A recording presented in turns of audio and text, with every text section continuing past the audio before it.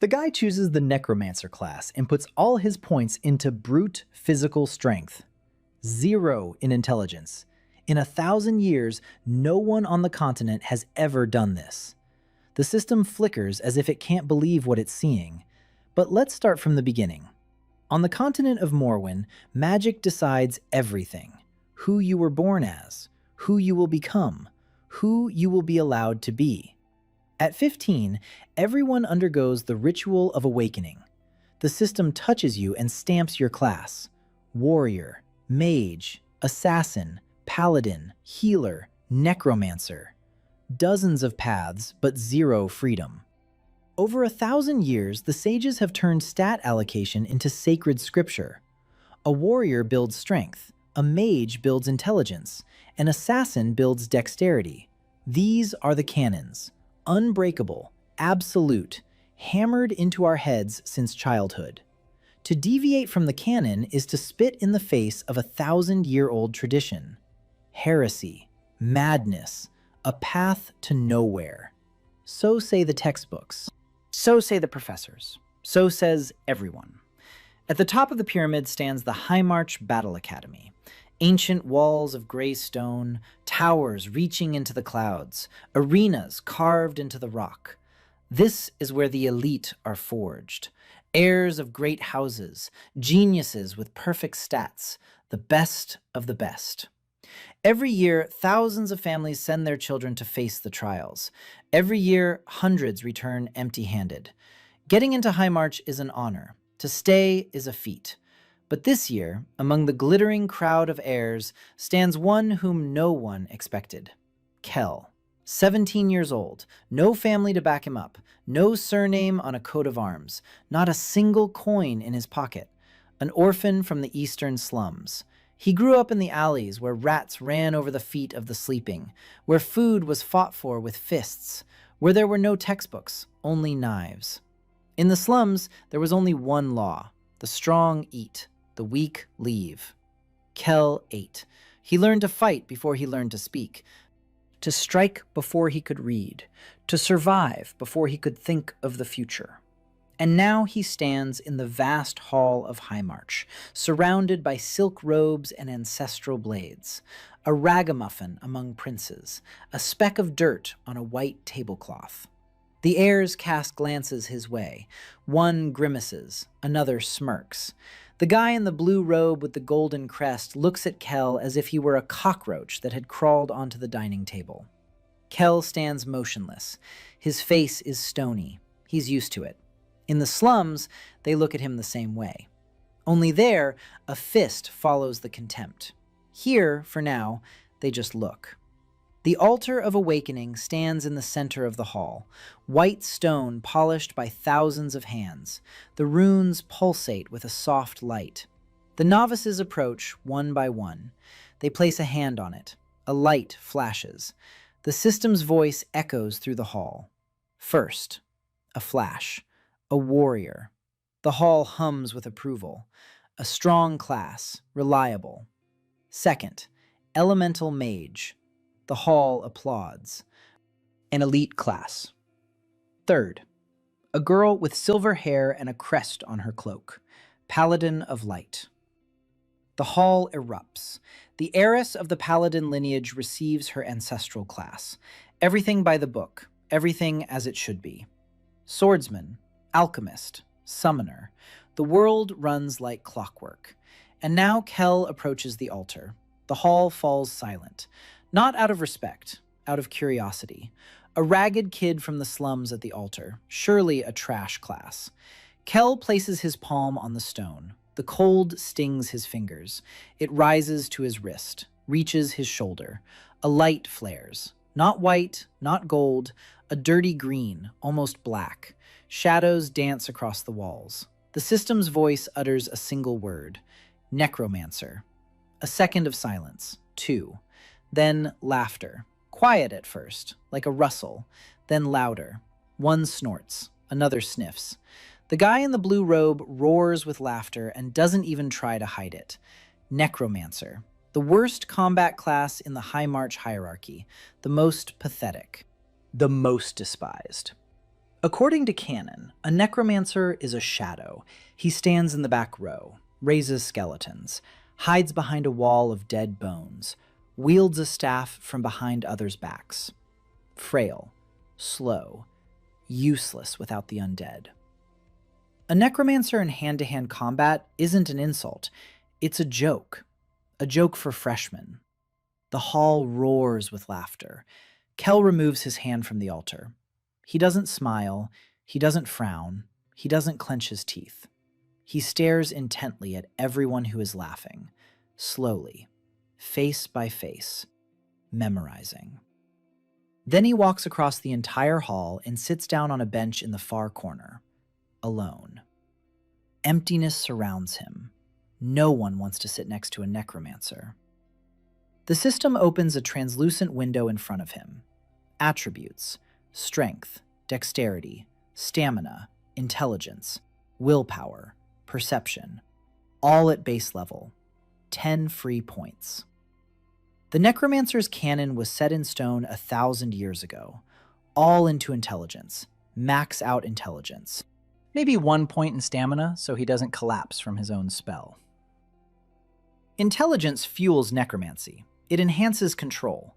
It determines how many dead you'll raise and how long they'll last. Every child in Morrowind knows this. It's written in every textbook. Kel looks out the window. He's never opened a textbook. He doesn't know what's written in the canons. But he knows something else. The rules are written by those who stand to gain from you following them. In the slums, they told him that there was no place for orphans among people. That for those like him, there was only one path: downward. He didn't listen then. He isn't going to listen now. His gaze slides over the intelligence row. The canon demands he put everything here. Kel shifts his gaze downward. Strength. He taps it with a finger. 1 point, 2, 3, 5, 8. 8 points in raw physical strength. He throws the remaining 2 into dexterity. Intelligence remains at 0. The system flashes. The window trembles, as if the system itself doesn't believe what it's seeing. A necromancer without a single point in intelligence. No one has done this in 1,000 years. Kel confirms the allocation. The window closes. He clenches his right fist. The muscles of his forearms swell beneath his skin. A heaviness courses through his body. Unfamiliar, thick, hot. His hands are now the hands of a fighter. His legs are the legs of a predator. And the class still says one word: Necromancer. By all the laws of magic, he has just killed himself. A necromancer without intelligence is a dead man who still breathes. Any professor would say so. Any textbook. Any canon. Kel stands up. He cracks his neck. He shrugs. He doesn't know that in a few days, this hall will fall silent at the mention of his name. Not from laughter, from fear. The first week at High March was torture, not physical. Kel was used to pain.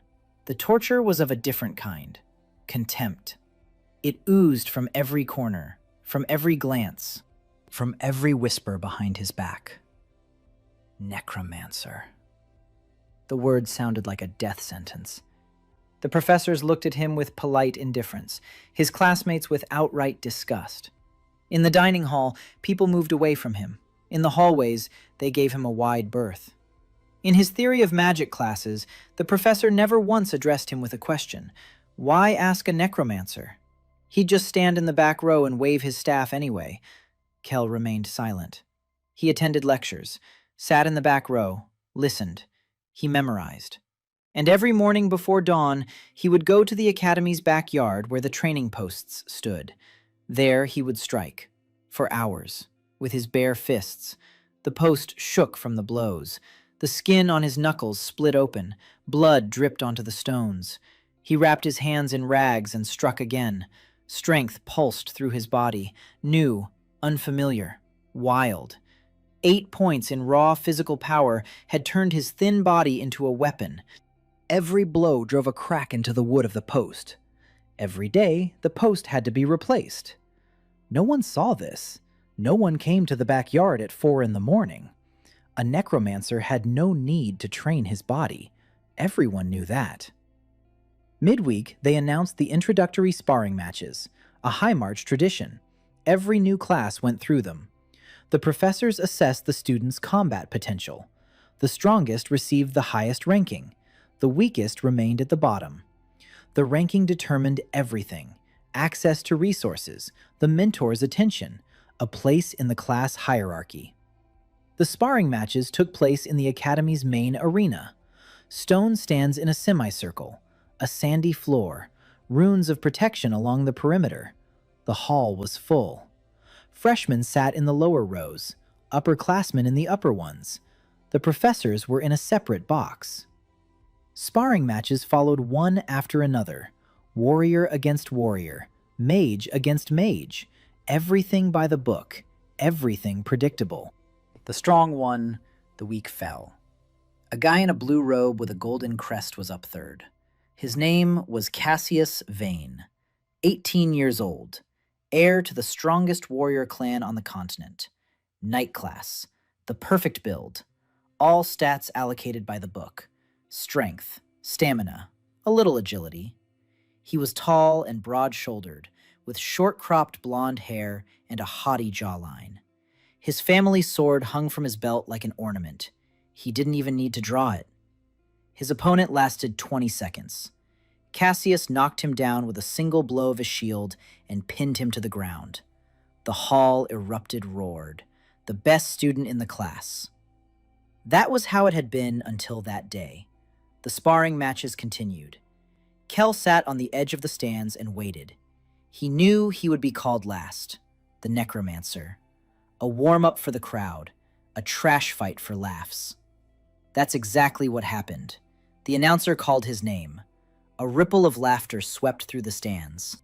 Kel stood up and walked into the arena. The sand crunched under his boots. He stood in the center of the circle and looked up. Hundreds of faces were staring at him, with curiosity, with derision, with the outcome already written in their eyes. His opponent entered the arena. Not Cassius, someone simpler. A swordsman of average build, strong, confident, with the proper canonical build. The swordsman looked down at Kel and smirked. He said the necromancer should grab his staff while he still had the chance. Kel didn't answer. The swordsman drew his blade. He took his stance. Everything by the book. The professor in the box gave the signal to begin. The swordsman stepped forward. Kel stamped his foot on the ground. The sand cracked. Bones emerged from beneath the surface. 3 skeletons rose behind him, crooked, uneven, weak by a true necromancer's standards. Raising them without any intelligence had cost him his life. Sweat beaded on his temples, but they stood, and they moved. The hall froze for a second. Then it relaxed again. Skeletons, a typical necromancer. He'll hide behind them and poke at him with a staff from a distance. The swordsman moved toward the skeletons. He cut the first one down with a single blow. Bones scattered across the arena. The second skeleton clamped onto his arm. A third came up from behind and grabbed his leg. The swordsman growled and hacked at them. It was easy. The skeletons were weak. He finished off the second one in 3 strikes. He kicked the third one and smashed it to pieces. He raised his head and began scanning the arena for the necromancer. Kel was standing right in front of him, 2 steps away. No staff, no weapon. The swordsman didn't have time to be surprised. Kel's fist slammed into his jaw. The blow was so powerful that the swordsman's head jerked to the side. His eyes rolled back. His body went limp. He fell onto the sand and didn't move. 1 blow. The necromancer had knocked out the swordsman with a single bare-fisted punch. The arena fell silent. The silence was so thick you could hear the grains of sand falling from the motionless body. Kel stood over the fallen man, shaking his hand. The knuckles were raw. Blood dripped onto the sand. But the swordsman lay there and did not get up. In the stands, someone dropped a goblet. The clang of metal against stone sounded like thunder. The professor in the box slowly rose from his chair. His pointer slipped from his fingers and fell to the floor. No one noticed. Everyone was watching the arena. Cassius Vane sat in the front row. His smile vanished. His eyes narrowed. He looked at the fallen swordsman and the necromancer standing over him, and he couldn't understand what had happened. It was impossible, by every rule, according to every textbook, according to all the laws of magic. A necromancer doesn't fight in close combat. A necromancer doesn't knock out a swordsman with a fist. A necromancer hides. A necromancer is weak. That's how it's written. That's how it's always been. Kel raised his head and looked at the stands, at the hundreds of stunned faces, at the professor with his mouth agape, at Cassius with his knuckles white. He brushed the blood from his hand and spoke softly, yet so that everyone in the hall could hear. He said that according to their books, he wasn't supposed to be able to do that, and that it was time to rewrite those books. Silence. Not a sound, not a sigh. The High March arena was silent for the first time in 100 years. Kel turned and walked toward the exit. His back was straight. His stride was steady. Behind him, lying on the sand, was a swordsman of noble birth with the proper canonical build. Unconscious. From a single blow by the necromancer. The world didn't yet understand what had happened, but the crack had already appeared. In the canons.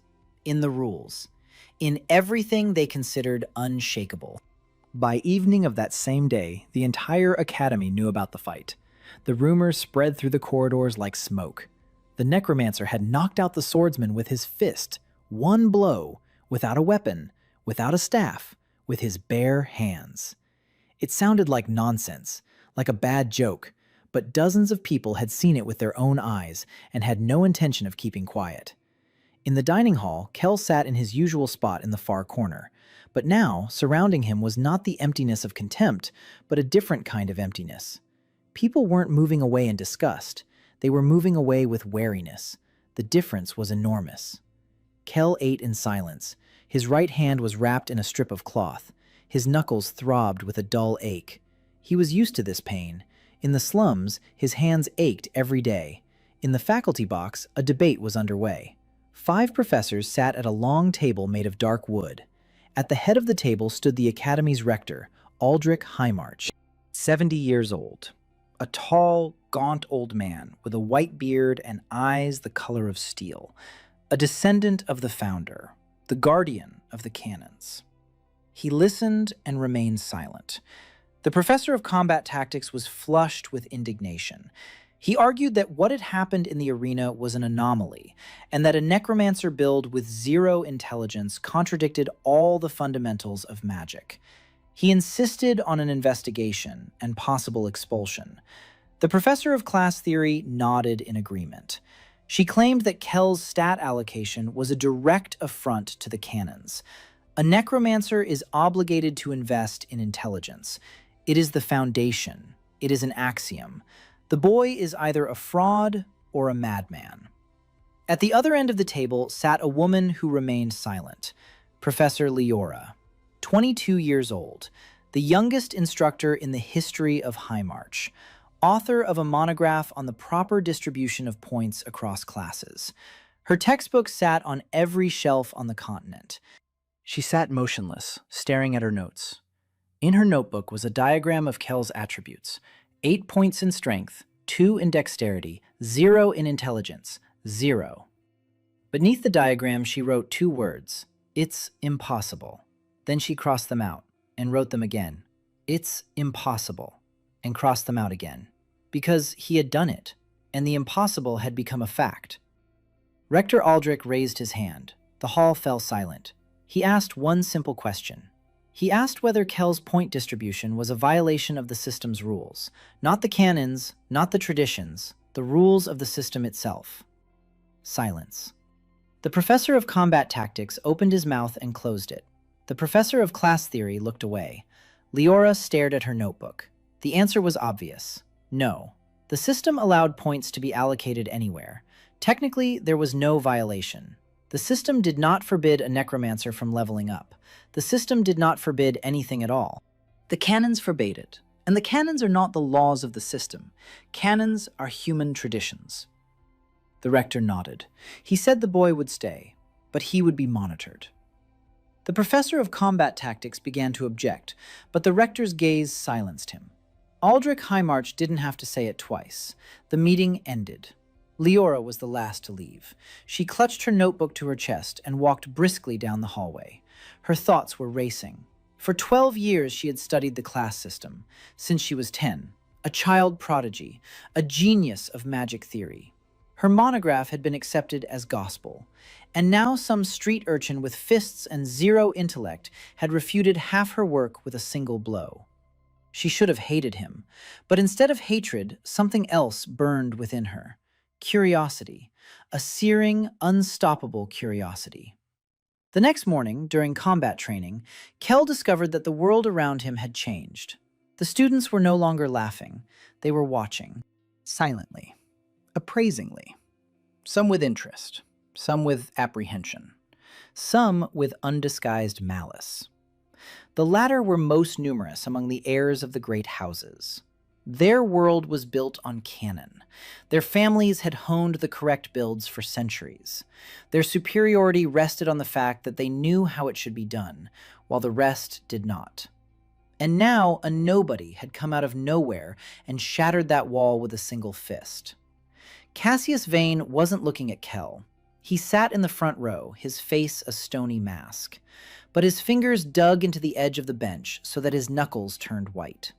A girl sat next to him, Helga Frost, 18 years old, class president, the strongest swordswoman in the class. Tall and slender, with ash blonde hair tied in a bun, and gray eyes that made you want to look away. Helga was a perfectionist. Every movement was precise.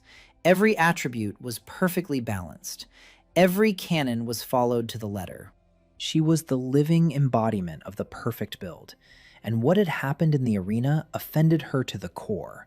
Not because Kel had won, but because he had won the wrong way, chaotically, messily, contrary to everything she had dedicated her life to. She looked at him, and her eyes were two pieces of gray ice. Kel caught her gaze. "You held it," then looked away. Not out of fear, out of indifference. This stung Helga more than she expected. On the other side of the hall sat another observer, Seraphine Aldermont, 17 years old, heir to an ancient line of paladins, silver hair, straight back, a gaze full of righteous fire. The Aldermont family had been exterminating the undead for centuries. It was their calling, their duty, their purpose. Necromancy was a desecration to them. And a necromancer who was even stronger than knights was something so repulsive that Seraphine's jaw clenched every time she looked at him. She hated him, hated everything he stood for. A defiler, a heretic, a transgressor. She had already decided what she would do to him. But not now, later, when the time came. Professor Garrick sat in the corner of the faculty box and watched. 58 years old, graying temples, a scar across his left eyebrow. A quiet man whom the students considered harmless. He taught the history of magic, a boring subject, a boring professor. No one knew that in his youth, Garrick had also tried to break the system. He had distributed points against the rules. He was caught. He was broken, forced to redistribute them, driven back into line. For 40 years he had kept silent about it. For 40 years he had carried it within him like an unhealed wound. And now he was looking at the boy with broken knuckles who had done what he himself hadn't had the strength to do. And for the first time in 40 years, Garrick smiled. 10 days had passed since the sparring match. Kel continued to live by his own schedule, up before dawn, training in the backyard. Lectures, silence, training, sleep. He struck the posts, ran across the roofs of the utility buildings, practiced dodges against his shadow. His body grew faster and tougher with each passing day. The system rewarded his efforts. New points for levels dropped into strength and dexterity. Not a single one in intelligence. He tried to raise the undead every evening in the basement of the abandoned wing of the academy. Without intelligence, it was torture. Every skeleton was a struggle. Sweat poured into his eyes, his muscles trembled, his head split with the strain. 3 skeletons was his limit. The 4th crumbled before it had even stood for a second. A proper necromancer with full intellect could raise a dozen in a single effort. Kel raised 3 and paid for it with blood from his nose. But they stood. They obeyed. And Kel began to understand something important. His skeletons did not obey intellect, not a magic formula, not a canonical link between brain and dead flesh. They obeyed will. His will.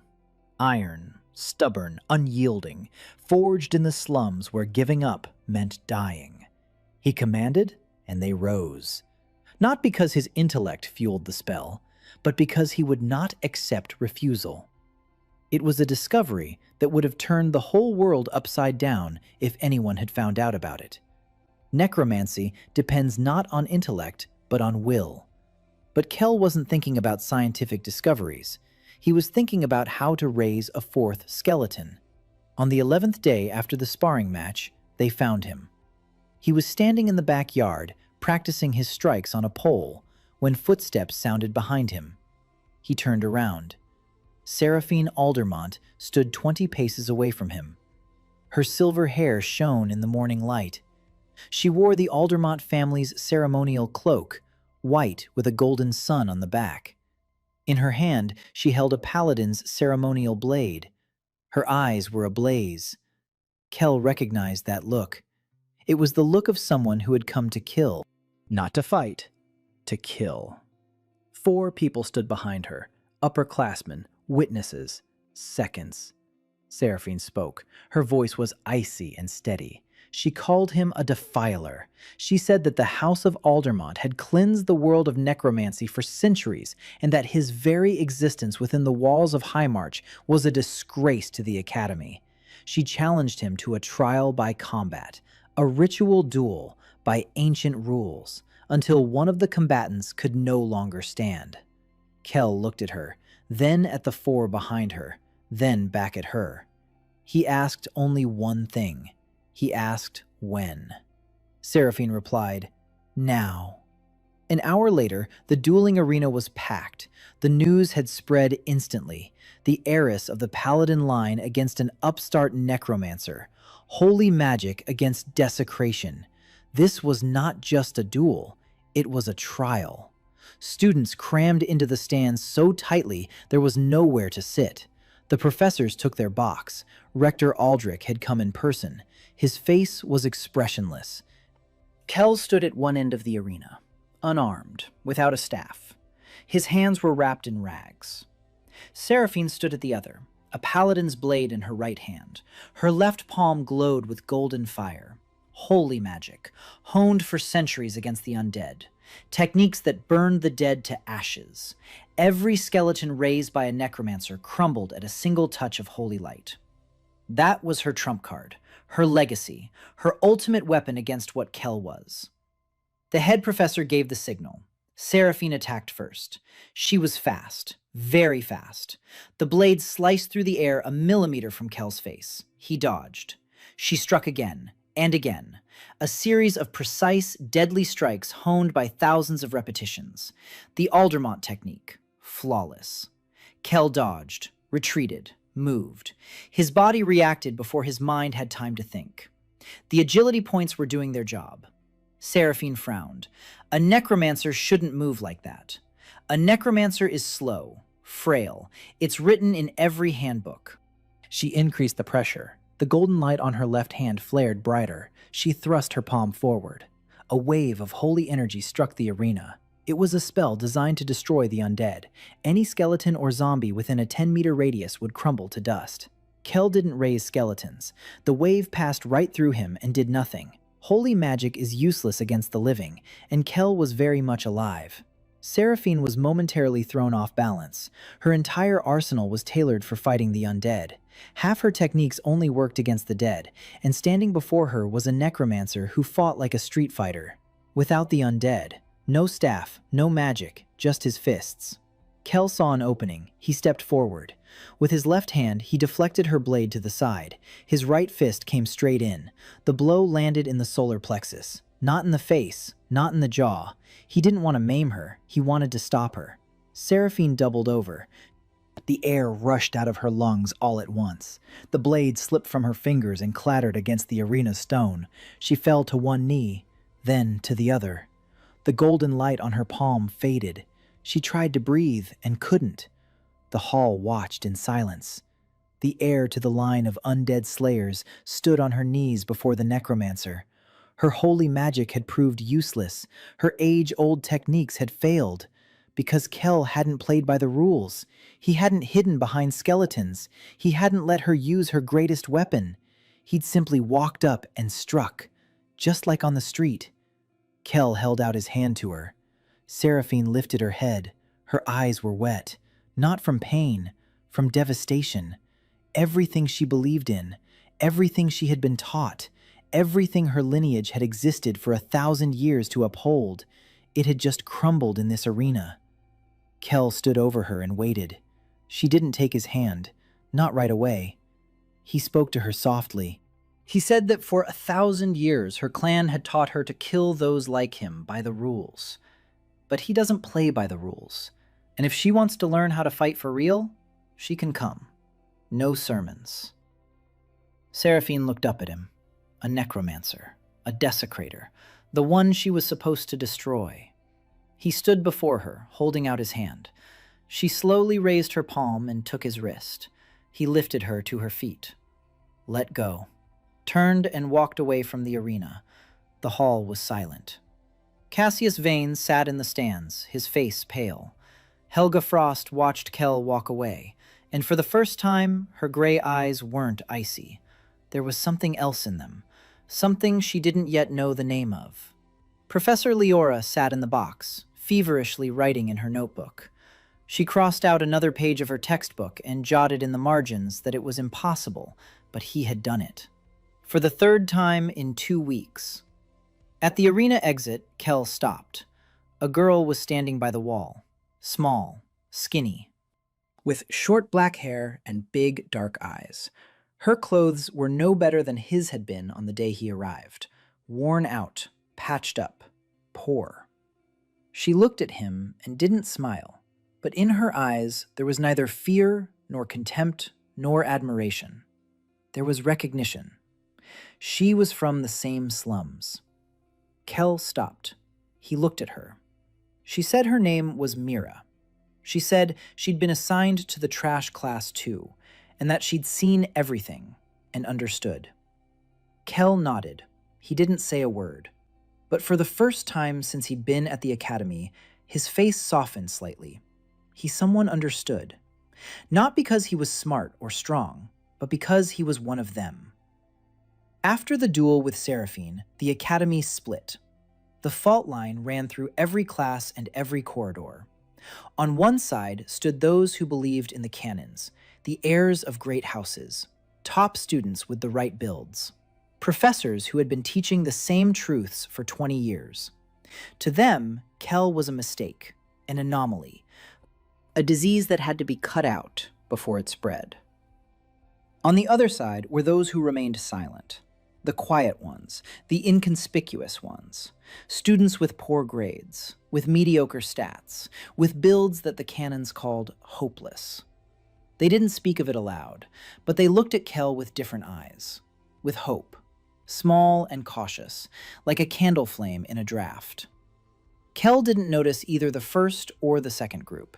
He trained, every day, every night, up at 4 a.m, striking the pillar, running across the rooftops, raising the undead in the basement. 3 skeletons had become stable. They lasted longer, moved with more confidence, obeyed more precisely. The 4th still crumbled after a minute, but a minute was already progress. 2 weeks ago, the 4th one didn't last a second. Kel paid for every skeleton with sweat and blood, literally.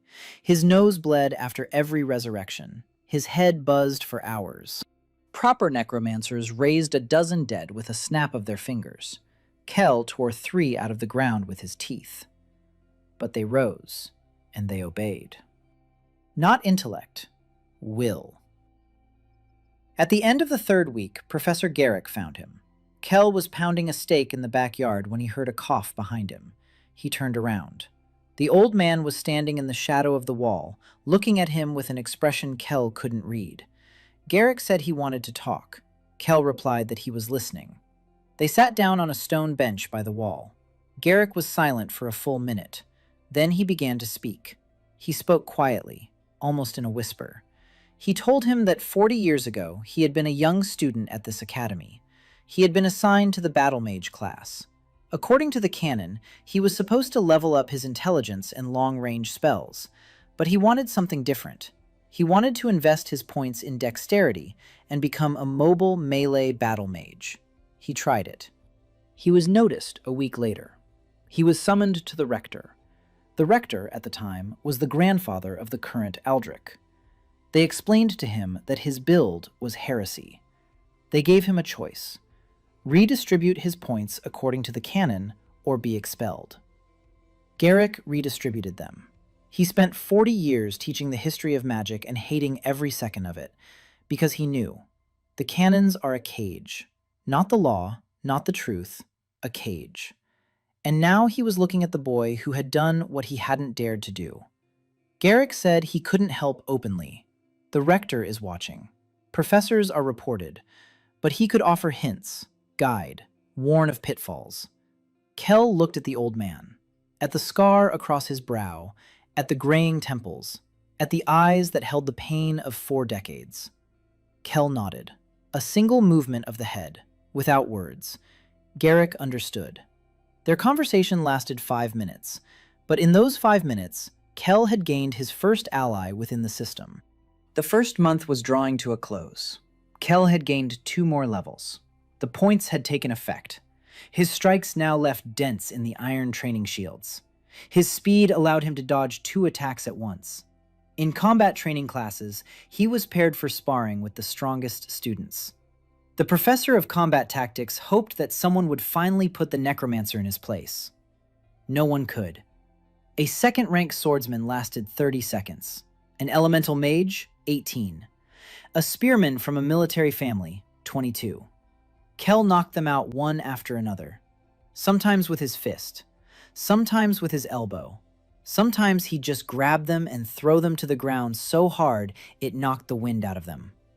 His skeletons tied up the opponent for the first few seconds, tripped them up, grabbed their arms, distracted them. And then Kel would come, and it would all be over. Quickly, brutally, without any wasted motion. Professor Leora kept track of his victories in a notebook. 12 sparring matches, 12 wins, 0 losses. Average fight time, 19 seconds. She had already filled 3 notebooks with notes on his style. Every page was covered in notes and crossouts. Half of her monograph on proper builds lay in the trash can. She couldn't explain what she saw, but she couldn't stop watching. By the start of the 2nd month, news reached the Vane clan. Cassius received a letter from his father. The clan head was furious. His son, the top student in his class, heir to the greatest fighting house, had ceded the top spot in the rankings to a necromancer from the slums. It was unacceptable. It was a disgrace. The letter was brief. Take back first place, at any cost. Cassius read the letter and clenched it in his fist. The paper crumpled. His face went stiff. He knew what he had to do. But he also knew something else. He had seen Kel fight. He had seen the speed of those strikes. He had seen swordsmen and mages fall one after another. And for the first time in his life, the heir to the Vane clan was not certain of his victory. Cassius went to the other 2 heirs of the fighting clans. Dorian Ashwell, class Berserker, broad as a wardrobe with arms as thick as logs. His family was renowned for brute strength and unbreakable resilience, 3rd in the class rankings. Rowan Kale, Battle Mage class, tall and thin with sharp features and cold green eyes. His family owned the largest magical library on the continent, 2nd in the class rankings before Kel turned everything upside down. The 3 heirs met in an empty training hall. Cassius laid out the plan, not one-on-one, together, 3 against 1, in an official sparring match. According to High March rules, group combat was permitted if all parties consented. Cassius was certain Kel would agree. Street fighters don't back down from a fight. It's beneath their dignity. Dorian smirked and clenched his fists. Rowan nodded silently. The Golden Trio. 3 heirs of the 3 strongest fighting clans. 3 perfect canonical builds. Against a single necromancer with 0 intelligence and fists. The next morning, Cassius approached Kel in the hallway. A crowd gathered instantly. Cassius spoke loudly so everyone could hear. He said that a one-on-one fight with the necromancer would be unfair. To the necromancer. That's why he was proposing a fair fight. 3 against 1. The continent's 3 best canonical builds against 1 broken one. If Kel won, Cassius would admit that the canons could be wrong. If he lost, he would leave the academy voluntarily. Kel looked at Cassius, then at Dorian over his left shoulder, then at Rowan over his right. 3 heirs, 3 names known across the continent, against an orphan from the slums. Kel brushed the dust from his knuckles. He said one word. He said he agreed. The crowd in the hallway roared. Helga Frost stood against the wall, her fingers clenched around the hilt of the sword at her belt. She didn't know who she wanted to root for. Seraphine Aldermont stood a little way off. Her hand involuntarily touched the spot on her solar plexus where Kel's blow had landed 2 weeks ago. The bruise had long since faded, but she could still feel it. Mira stood at the very end of the hallway, small and inconspicuous. Her dark eyes were calm. She wasn't worried. She knew. Out on the street, 3 against 1 was just another Tuesday. The fight was scheduled for the 3rd day. 3 days of waiting had turned the academy into a beehive. The students talked of nothing else. The Golden Trio against the Necromancer. 3 perfect builds against 1 broken one. Bets were placed openly right in the dining hall. 9 out of 10 bet on the trio. 1 in 10 bet on Kel. That one was usually someone the canons also kept at the bottom. Kel spent those 3 days as usual. Training, lectures, training, raising the undead, sleep. He didn't change a single element of his routine. He wasn't nervous. He didn't prepare a strategy. He didn't ask for advice. He just hit the pole and raised skeletons. Garrick found him the night before the fight. The old man said that Dorian Ashwell was a berserker and that his style was pressure. He charges forward and doesn't stop. Every missed blow makes him stronger. His body absorbs the pain and turns it into rage. The longer the fight, the more dangerous he becomes. Garrick said that Rowan Kale is a ranged battle mage. He strikes from a distance. Fire arrows, ice spears, air blades. He doesn't let anyone get close and methodically dismantles his opponent from afar. The perfect canonical build.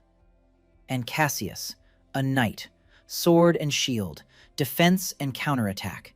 He waits for a mistake and punishes it, patient, calculating, the most dangerous of the 3. Garrick said that individually, each of them is inferior to Kel, but together they cover each other's weaknesses.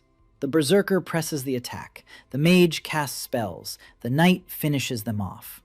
Classic tactics of a combat trio, refined over centuries, enshrined in the canon. Kel listened. He nodded. Garrick asked if he had a plan. Kel replied that he did. Garrick asked what it was. Kel replied that he was going to take them out. Garrick sighed. The day of the battle, the arena was packed to the brim. Not just the freshmen. The upperclassmen had come, the alumni had come. Half the faculty sat in the box seats. Rector Aldrich Highmarch stood at the railing, looking down at the arena from above. His face was carved from stone. Seraphine sat in the 3rd row of the stands. Her hands lay on her knees, clenched into fists. She didn't understand what she was feeling. 2 weeks ago, this man had knocked her down with a single blow. She should have wanted him crushed, but she didn't. And that frightened her more than any fight.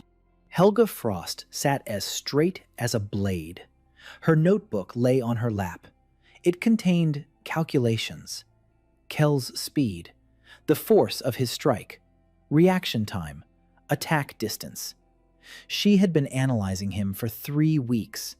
Every sparring session, every movement. According to her calculations, he didn't stand a chance.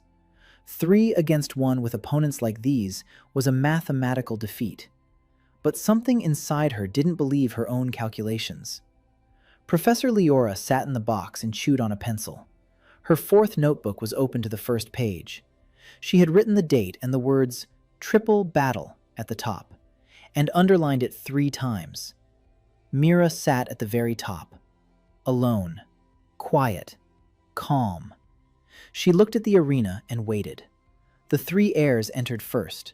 Cassius in the center, full vein family armor, blue steel with gold engravings, a sword in his right hand, a shield in his left. Dorian on the left, no armor, a bare torso woven with muscles like ropes, a 2-handed axe on his back. A berserker doesn't wear armor. Armor hinders fury. Rowan on the right, a battle mage's long robe. His hands were already glowing with a pale fire. He began charging spells before the signal. According to the rules, this was allowed. A gust of wind from his magic swept across the arena. Kel came out last, unarmed, unarmored, rags on his hands, a shirt with rolled-up sleeves, pants with patches, boots from the slums. He looked like a vagrant who had wandered into a knight's tournament. The hall fell silent. The signal. Rowan struck first. 3 fiery arrows flew across the arena. Kel darted to the right. The arrows struck the sand and exploded in fountains of flame. Dorian was already running. The axe spun above his head. His eyes turned red. Berserker rage. With every step, he grew faster and heavier. Kel stamped his foot on the ground. 3 skeletons rose from the sand. He sent them at Dorian. The skeletons clung to the berserker. One grabbed his leg. Another grabbed his axe-wielding arm. The third leaped onto his back. Dorian roared and swung his axe. 2 skeletons were blown to pieces. The third held on. But the berserker was held back for 5 seconds. 5 seconds felt like an eternity. Kel was already running, not toward Dorian, toward Rowan. A ranged mage is dangerous from a distance. Up close, he's nothing. Rowan saw the necromancer running toward him, and his eyes widened. He fired an icy spear. Kel ducked as he ran. The spear whistled over his head and shattered against the arena wall. Rowan began to form a shield. He didn't make it in time. Kel reached him in 3 seconds. The first blow landed in the stomach. Rowan doubled over. A second blow to the back of his head knocked him onto the sand. The mage collapsed and didn't get up. 4 seconds. One of the 3 was down. The arena gasped. Cassius reacted instantly. He had been waiting for exactly this. His shield shot forward and slammed into Kel's side. The blow was precise and powerful. Kel flew 3 meters and rolled across the sand. His ribs flared with pain. Cassius didn't let him get up. The sword traced an arc. Kel rolled over. The blade sliced off a strand of hair. Another blow, another roll. Cassius pressed the attack methodically and coldly, a knight's style, controlling the distance, applying pressure, waiting for a mistake. Dorian finally shook off the last skeleton and ran across the arena, axe in hand. His eyes burned scarlet. The berserker's fury was building. 2 against 1, knight and berserker, sword and axe, control and chaos. Kel was pinned. Cassius pressed from the front. Dorian charged from the side. Kel did what no one expected. He didn't jump away from Dorian. He jumped toward him, straight into the axe. At the last second, he dove under the blade. The axe passed a centimeter above his back. Kel found himself inside the berserker's guard, where the axe was useless, too close for a swing. A blow from below to the chin. Dorian's head jerked upward. His eyes rolled back. 220 pounds of muscle collapsed onto the sand like a felled tree. The arena roared. No, the arena didn't roar. The arena fell silent, because what they were seeing was impossible. The Necromancer had just knocked out a berserker in close combat, with a punch, against the class designed for close combat. He was alone. Cassius Vane stood in the center of the arena. His allies lay on the ground. His plan had fallen apart. He was alone, against a necromancer who didn't know the meaning of the word impossible. Cassius raised his sword. His hands didn't tremble. He was a knight, the heir, the best build of the best. He wouldn't give up. Kell looked at him. Blood flowed from his split eyebrow. His ribs ached from the blow with the shield. His knuckles were broken. He stepped forward. Cassius attacked. A series of sword strikes, fast, technical, perfect, by the book. Kell dodged. He retreated. He caught the rhythm. On the street, you learn to read your opponent in seconds. Not by the book, by the eyes, by the shoulders, by the breath. Cassius lowered his shield slightly after the third strike. For half a second, Kell saw it. With his left hand, he knocked the sword aside. His right fist came down like a hammer, a blow to the jaw. Cassius's helmet clanged. His head snapped back. His knees buckled. He fell. Silence. 3 bodies on the sand, 1 standing. Kell was breathing heavily. Blood dripped from his knuckles onto the sand. He stood alone among the 3 defeated heirs and said nothing. The arena was silent. The professors were silent. Rector Aldrich Highmarch stood at the railing, his fingers white with the force of his grip. He had just seen millennia-old cannons crack at the seams. After the fight with the trio, Kell's life had changed. He hadn't wanted it to, but the world hadn't asked. His name had spread beyond the academy walls. Rumors had spread across the continent like water through cracks. A necromancer from the slums. Knocks out knights with his fists. Beat 3 heirs at once. 0 intellect. Pure power. Breaks all the rules. To some, it was an amusing story. To others, a cause for rage. To still others, hope. The first 2 months at High March were over, and Kell stood at the top of the class rankings. A necromancer. In first place. Nothing like this had ever happened before. Not once in the entire history of the academy.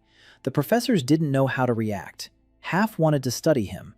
Half wanted to destroy him. Leora belonged to the first half. She began to follow Kell like a shadow. She showed up at every sparring match with a notebook in her hands. She tallied the statistics of his strikes. She timed how long it took to raise the undead. She recorded every detail of every fight. Her monograph lay in ruins, but a new theory was rising from the ruins. Not yet formulated, not yet named, but alive and pulsing like a heart. Leora approached Kell after another sparring session. She spoke quickly, almost choking on her words. She said that, according to all the models she knew, his necromancy shouldn't work. 0 intelligence means 0 control over the undead. It's an axiom. It's a law. But his skeletons obey. They move purposefully. They carry out tactical orders. She asked how. Kell looked at her, small, disheveled, with ink stains on her fingers and a mad gleam in her eyes. 22 years old, a genius, the author of the textbook he had disproved by his very existence. He said he didn't know how. He simply gave the order and they rose. Leora fell silent. Then she took out a notebook and began writing so fast that the pencil squeaked against the paper. She muttered a single word. Will. Kell shrugged and walked away. Leora stood there for another 10 minutes, writing. Then she ran to the library. Helga Frost watched the scene from behind a column. Her face was inscrutable. But her notebook was also full of notes. Only hers were different. Not scientific. Tactical.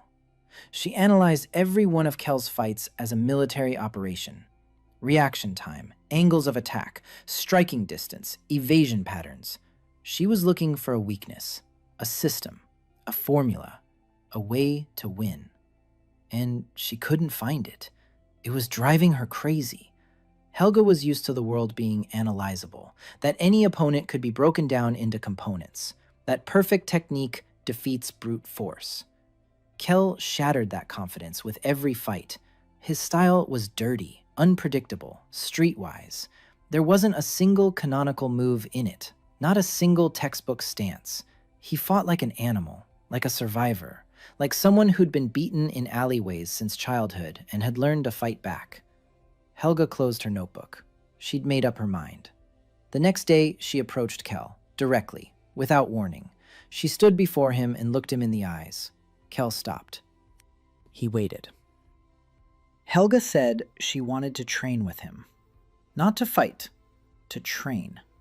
She wanted to understand his style. Kel was silent for 3 seconds. Then he asked why. Helga replied that it was because she couldn't figure him out. And this was the first time in her life she couldn't figure out an opponent. Kel looked at her. The Ice Queen. Perfect build, perfect technique, perfect posture. Everything was so perfect it made him sick. He nodded. Helga blinked. She hadn't expected it to be this easy. From that day on, Helga Frost came to the backyard every morning. She watched as Kel struck the pole. She sparred with him. She lost. Every time. Her perfect sword-fighting technique shattered against his chaotic street style like a wave against a rock. She analyzed. She tried again. She lost. It should have made her angry, but instead of anger, she felt something strange, something like excitement. For the first time in her life, she had encountered a challenge she couldn't solve, and it was exhilarating. Meanwhile, outside the academy walls, dark clouds were gathering. The great warrior houses were furious. The House of Vane, the House of Ashwell, the House of Kale. Their heirs had been humiliated, publicly, before the eyes of hundreds of witnesses. This wasn't just a loss in a sparring match. It was a blow to the reputation of houses they had built over centuries. The House of Vane sent an official protest to the Academy. They demanded an audit of Kel's build and the forced redistribution of his points according to the canon. Rector Aldrich received this letter and sat at his desk for a long time, staring at the Vane family seal. He knew that the Vane were not the only ones behind this letter. Behind them stood dozens of families. Behind them stood the Church of Order. Behind them stood the Conclave of Magisters, and they all wanted one thing: for the Necromancer from the slums to know his place. Aldrich wrote a reply, polite, restrained. He stated that the system did not prohibit the free allocation of points, and that the Academy had no authority to force a student to reallocate them. He wrote the truth, and he hated every word he wrote. Because Aldrich Highmarch believed in the canons with all his heart. He believed that proper builds were order, that order is stability, that stability is peace. And Kel, by his very existence, threatened that peace. Aldrich didn't want to destroy the boy. He wanted to tame him, to show him that the canons exist not to oppress, but to protect. But the boy wouldn't listen. The boy smashed pillars and broke airs. And every day, the number of those who looked to him with hope grew. By the 3rd month at the Academy, Seraphine Aldermont had stopped avoiding Kel. She didn't skip practice like Helga. She didn't stalk him with a notebook like Leora. She simply stopped walking away when he appeared. She sat 2 tables away from him in the dining hall. She stood 10 paces away on the stands. She was silent. She watched. Her hatred hadn't disappeared, but something else had settled in alongside the hatred. A question. Quiet and persistent. How does he do it? Not physically, not technically. How dare he? How dare he ignore everything the whole world believes in and still win? She had been raised on the canon. The canon was her air, her support, her faith. Kel knocked that support out from under her with a single punch, and she was falling, slowly, not knowing where she would land. Mira came to see Kel every evening. They sat on a stone bench by the back wall and were silent. Sometimes she talked about her day, about the classes she struggled with, about the students who looked right through her, about her trashy class that she hated. Kel listened. He didn't comfort her, didn't cheer her up, didn't say everything would be okay. He just sat there beside her. And for Mira, that was enough. She knew that in this world full of heirs and geniuses and canons, there was a person right beside her who understood, because he too had been a nobody, and had become the one the whole world fears. The third month at High March brought a tournament, the Academy's biannual tournament, a tradition as old as the walls themselves. Every student is required to participate. The fights were single elimination. The winner received the title of strongest student and access to the restricted section of the library where ancient texts about the system were kept. For the heirs of great houses, the tournament was a chance to shine. For Kel, it was just another day. The draw took place in the morning. Kel was assigned number 13.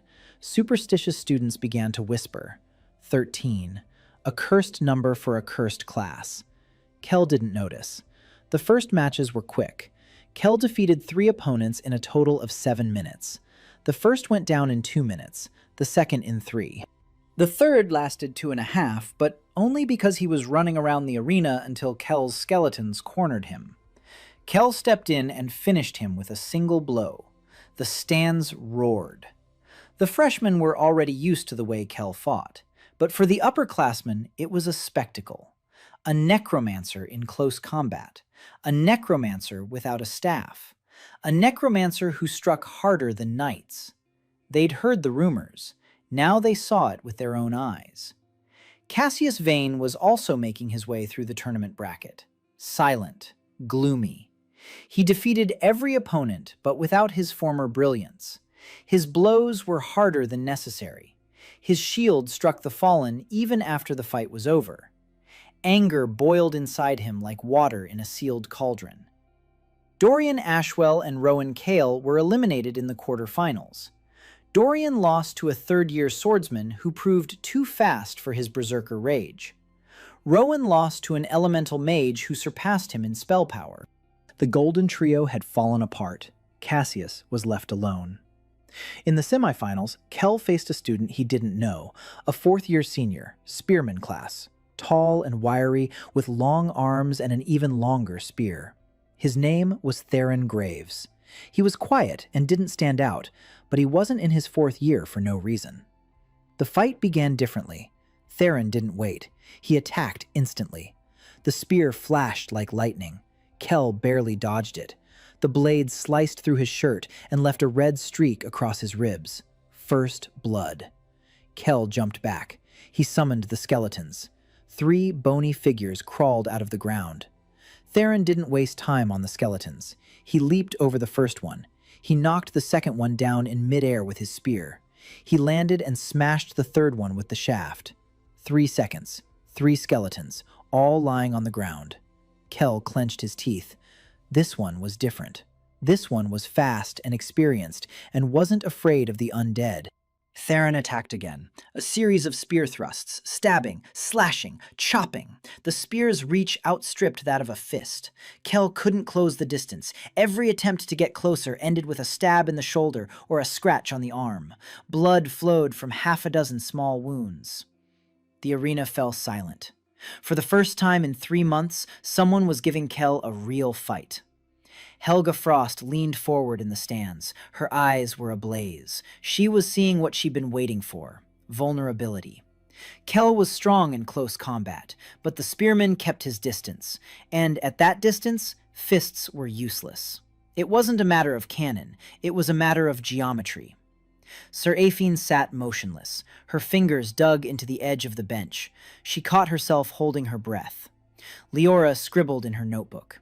She was recording every movement of both fighters, every angle, every distance. Blood in the arena. Real blood, not training blood. Mira sat up above, her face pale. She knew Kel had fought in the streets with knives and sticks, but a 4th-year spearman wasn't a street brawl. Kel stopped. He stood in the center of the arena, breathing heavily. Blood dripped from his left forearm, from a cut above his eyebrow, from a gash in his ribs. Theron stood 5 meters away and waited. His spear stood between them like a wall. Kel closed his eyes for a second, just a second. Theron saw it and attacked. The spear flew forward, a straight thrust to the chest. Kel opened his eyes. His right hand shot up. He grabbed the spear with his bare hand. The shaft slammed into his palm with such force that it tore the skin down to the flesh. Blood spurted, but Kel held on. His fingers clamped around the shaft like a steel vise. Theron tried to pull the spear out. He couldn't. He tried again. Kel didn't let go. 8 points in strength, plus level points, plus a street-smart grip that doesn't know the word let go. Kel yanked the spear toward him. Theron flew forward, lost his balance. Kel threw out his left fist, a punch to the cheekbone. Theron spun through the air and crashed into the sand. The spear remained in Kel's hand. He threw it to the ground. It clattered against the stone. Theron lay unconscious. The arena erupted, this time not with silence, with a scream. Not with applause, just a scream, because no one could believe what they had seen. The Necromancer had caught the spear with his bare hand, bloodied, torn, and he'd knocked out the fourth-year spearman. Kel stood in the arena, his right palm red with blood. He looked at her. Then he looked at the stands. Then he wrapped his hand in a rag and walked toward the exit. Cassius Vane was sitting in the stands. He had seen everything, and he knew that this man awaited him in the final. This impossible man. The final was scheduled for tomorrow. Cassius hadn't slept all night. He sat in his room, staring at the Vane family sword. 7 generations of his family had carried this sword. Every heir had won with it. Every heir had followed the canon, and every heir had been the best. For the first time, Cassius asked himself a question he had never asked before. He asked himself, what if the traditions were wrong? He pushed the thought away. It was heresy. It was a betrayal of his lineage and everything it had given him. He gripped the hilt of the sword. Tomorrow he would prove that the traditions were right. Or die trying. The tournament final. A day High March would remember forever. The arena was packed. Every seat was taken. People stood in the aisles, sat on the railings, hung from the columns. It wasn't just students who had come. Faculty from every department had come. Representatives of the houses had come. Observers from the capital had come. Rumors of a necromancer who fights harder than knights had reached the ears of those who usually pay no attention to student tournaments. In a separate box sat 2 men in dark robes with silver embroidery, the insignia of the Conclave of Magisters, observers. Rector Aldrich noticed them, and his face grew even stiffer. The Conclave had sent its people. This was bad. The Conclave doesn't come just to watch. The Conclave comes when it sees a threat. Cassius Vane stepped into the arena in full family armor. The blue steel gleamed in the sun, a sword in his right hand, a shield in his left. There was no fear on his face, no doubt. The night had passed. Doubts remained in the darkness. Morning brought clarity. He was a knight, the heir, the best. He would prove it. Kel stepped out as usual, unarmed, without armor, rags on his hands. His right palm still stung from yesterday's wound. He cracked his neck, shrugged his shoulders, looked at Cassius. Cassius looked at him. 2 seconds of silence. Then Cassius spoke, loudly, so the arena could hear. He said that Kel was a necromancer, that by all laws of magic, a necromancer is bound to lose to a knight in close combat, that this is the law, that this is the canon, that this is a truth forged over millennia. Kel didn't answer. He simply stepped into the arena. The signal. Cassius didn't wait. He attacked first. The sword traced an arc from bottom to top. Kel flinched. Cassius's shield followed. A blow from the edge of the shield to the shoulder. Kel took the blow and held his ground. His feet were rooted in the sand. Cassius pressed on. He was different today. Not the cold, calculating knight. Not the cautious, counter-attacking fighter. He fought with a fury he had been building up for months. With the fury of an heir who had been put in his place. With the fury of a man who fears that everything he believed in is a lie. The sword whistled. The shield clanged. Cassius wouldn't let Kel summon the skeletons. Every time Kel tried to stomp the ground, Cassius attacked and forced him to dodge. He had learned from the mistakes of the last fight. He didn't let the undead enter the fray. Kel fought without skeletons, one-on-one, fists against steel. It was brutal. Unfair, and it was exactly what Cassius wanted, to show that without the undead, a necromancer is nothing. By the book. Kel took a sword blow to the forearm. The blade sliced through the cloth and the skin beneath it. Blood trickled down his arm. He took another one, to the thigh, shallow but painful. The arena watched as the necromancer bled out. Mira in the upper rows clenched her fists so hard her nails dug into her palms. Her face was white. Seraphine watched without blinking. Every sword strike against Kel's body echoed in her, as if she were being struck herself. She didn't understand why. Helga was counting. Wounds, blood loss, duration of the fight. By her calculations, Kel could hold out for another 3 minutes. Then his body would fail. Leora wasn't writing. She was just watching. The pencil in her fingers snapped in half. She didn't notice. Kel was retreating. Cassius was pressing forward. The sword sliced through air and flesh. The shield struck like a battering ram. Knight against necromancer. Canon against heresy. Everything was going by the book. Kel was bound to lose. It was written. It had to be. Kel stopped. In the middle of the arena, in a pool of his own blood. He stopped retreating. Cassius saw it and struck. The sword came horizontally, at the head. Kel dove under the blade, not backward, forward, into the defense. His forehead slammed into Cassius's face, a headbutt, dirty, street style, banned in every textbook. Cassius staggered back. Blood gushed from his nose. The shield dropped for a second. Kel struck with his left, to the torso, under the shield, at the seam of the armor where the steel is thinner. Cassius doubled over. Kel struck with his right, to the jaw, under the visor. The fist struck like a hammer. Cassius's helmet crumpled from the blow. His head snapped back. His eyes went blank. His legs buckled. He fell slowly, like a tower collapsing. First he swayed, then he leaned, then he collapsed. The sword clanged against the arena stones. The shield fell nearby. Cassius Vane lay on his back, staring at the sky with empty eyes. He was conscious, but he couldn't move. His body had given out. One blow, the final blow, the decisive one. The arena was silent. Not the silence that had followed the first sparring match. That had been shock. This was different.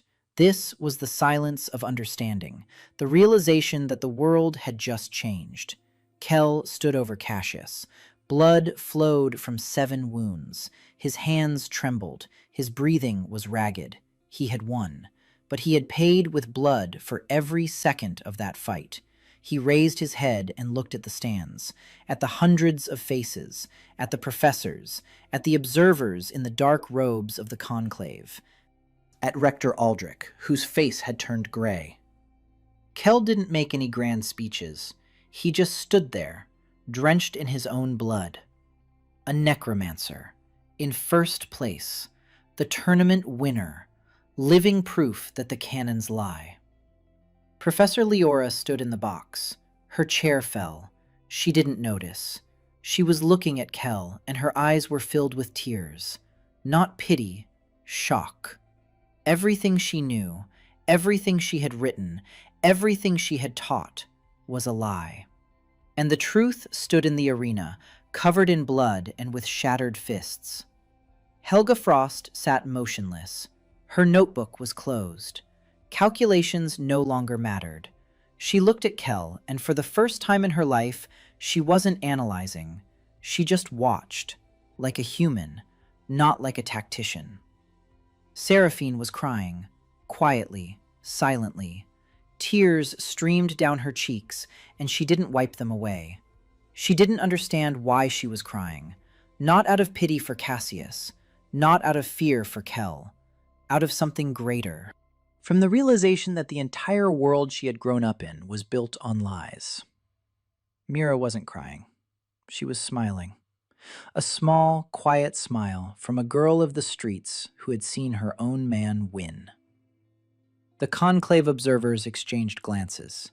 One of them pulled out a communication crystal and activated it. He sent a message to the capital, a short one, 3 words. Heresy confirmed. Let's begin. After the tournament, Kel spent 3 days in the infirmary. 7 wounds, a lacerated forearm, a cut on his thigh, 4 deep gashes on his torso. His right palm scraped down to the flesh. The academy healer was elderly and taciturn. She treated the wounds in silence, applied ointments, bandaged them, and said only one thing. She said he was either the bravest person she'd ever met or the craziest. Kel replied that usually it was one and the same. On the second day, Mira came to the infirmary. She brought apples, real ones, not from the cafeteria. She had found them somewhere outside the academy walls. Kel took one and took a bite. They sat in silence, Mira on a chair nearby, Kel on the bed. The silence was warm, not empty. There was no need to build a conversation on it. It simply was. Mira said she wanted him to teach her to allocate points outside the canon, to teach her to fight, to teach her to be something more than the trash class the system had awarded her. Kel looked at her. Thin, small, dark eyes in which the same thing burned as in his own. Anger. Not blind. Cold. Precise. The anger of someone who'd been told their whole life that they were worthless. Kel nodded. On the third day, Helga arrived. She entered the infirmary as if it were a command tent. Back straight, her step was precise. She stood by the bed and placed her notebook on the nightstand. Open. Kel looked at the pages. They were filled with calculations of his fighting style, graphs, diagrams, formulas. Helga said she had spent 3 months analyzing his technique. For 3 months, she had tried to find the formula for his victories. And she found it. The formula was simple. It didn't exist. There was no formula. There was no system. There was no pattern. He fought on instinct, pure animal instinct for survival that couldn't be calculated because he himself didn't know what he would do in the next second. And that drove Helga crazy, because she couldn't figure it out. Because for the first time in her life, a perfect system had lost to chaos. She said she wanted to understand, not to analyze, to understand how a person lives without rules, how they think, how they breathe. She said this, and her icy eyes flinched slightly, for a single moment. Kel looked at her and didn't understand. He grew up on the streets. There, girls didn't come up to you with notebooks and say they wanted to understand you. Out there, girls generally stayed away from those who fought. He nodded awkwardly. Helga took her notebook and left. Her step was slightly less steady than usual. On the 4th day, Kel left the infirmary. A changed world awaited him. The students looked at him differently. Not with contempt, not with mockery, not even with admiration, with something greater, with a question. If a necromancer can be the strongest, then what can I do? That question burned in the eyes of every other student at High March, especially in those whom the canons kept at the bottom. The boy in the alchemist class who had always dreamed of close combat. The girl summoner who had to fight herself instead of hiding behind monsters. A healer guy who was sickened by the thought that he'd spend his whole life standing in the back, patching up other people's wounds. They came, one by one, in pairs, quietly, unnoticed. They stood in the backyard and watched as Kel struck the post. They didn't leave. They waited. Kel noticed them on the 5th day, 7 of them, standing by the wall and watching. He stopped. He looked at them. They looked back. There was one question in their eyes. Teach us. Kel wiped the sweat from his forehead. He had no intention of becoming a teacher. He didn't know how to teach. He knew how to fight. But he looked at those 7 and saw himself. A month ago, a year ago, 10 years ago, those whom the world had written off, those whom the canons had called weak, those who were told to know their place. He nodded. They came the next morning, and the next. Mira was among them, the first student. Kel didn't lecture, he demonstrated. He struck the post. He showed them how to stand, how to move, how to put weight into a strike. Then he told them one thing. Forget what's written in the canons. Open the system, look at your stats, and put your points where you want them, not where the textbooks tell you to, where your gut tells you to. The alchemist put his points into speed. In the next sparring match, he moved like a shadow, and his opponent couldn't figure out where the blows were coming from. The summoner put hers into strength. She summoned her guardian spirit and stood beside it in battle, 2 fighters instead of 1. The healer invested in endurance and willpower. He stopped hiding, he stepped forward. His healing hands proved deadly in close combat. Every touch could heal or destroy. He didn't know this. The canons hadn't told him, because the canons didn't want him to know. 7 students became 10. 10 became 15. The movement grew, quietly, in the shadows, away from the eyes of the professors and the heirs. Garrick helped. He warned them when the professors planned inspections. He pointed out safe places for training. He gave Kel fragments of ancient knowledge he found in closed archives, knowledge that wasn't in the textbooks, because someone had removed it from there a very long time ago. Leora showed up too, but not as a teacher. As an observer, she sat in the corner with a notebook and recorded every violation of the canon. Every instance where an incorrect distribution of points yielded a result that the correct one could not. Her new theory was gaining evidence. The system imposes no limits. The system is free. Canons are artificial frameworks imposed by someone, once upon a time, for some reason. She didn't yet know by whom or why, but she knew the frameworks were false, and every day in Kel's group confirmed it. Rector Aldrich received another letter, this time not from the Order, from the Church of Order. The chief hierarch wrote that information had reached him about an academy student who was distorting the sacred canons of distribution and sowing heresy among young minds. The church demanded immediate action. Aldrich placed the letter on the table and stared out the window for a long time. Outside, students were heading to class. An ordinary day, an ordinary life. But beneath this ordinariness, something was changing. Something was cracking. Something was shifting. And Aldrich knew there was only one way to stop it. Eliminate the source. Eliminate Kel. But how could he eliminate the Academy's strongest student, who had not broken a single rule of the system? Formally, there was no reason to expel him. Formally, he was beyond reproach. But informally, he was destroying the world. Aldrich clenched his jaw. He summoned his secretary and ordered an invitation to be sent to the Conclave of Magisters. If the Academy cannot deal with heresy, the Conclave will. That same evening, Kel sat on a stone bench. Mira sat next to him. A little further away, Helga stood pretending to examine a blade. Even further away, Seraphine leaned against the wall and said nothing. She came every evening now, silently, without explanation. She just stood nearby. 4 people surrounding an orphan from the slums. The 3 strongest girls in the academy and 1 girl from the streets. Kel didn't understand what was happening. On the street, the only people near you were those who wanted something from you. Food, protection, advantage. These 4 asked for nothing. They were simply there. And that was the most baffling thing of all that had happened to him in High March. He'd grown up alone. He'd fought alone. He'd survived alone.